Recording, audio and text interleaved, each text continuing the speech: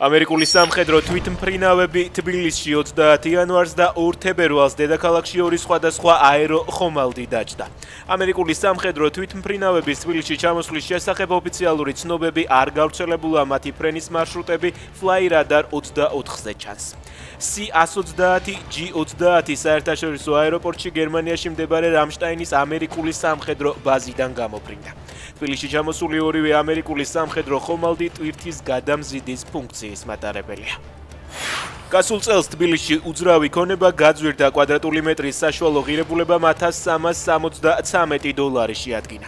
2025 წელს თბილისში $3 მილიარდ 500 მილიონი ღირებულების ბინა გაიყიდა. დედაქალაქში უძრავი ქონება ყველაზე ძვირად გასულ წელს მთაწმინდაზე, ვაკესა და ჩუღურეთში იყიდებოდა.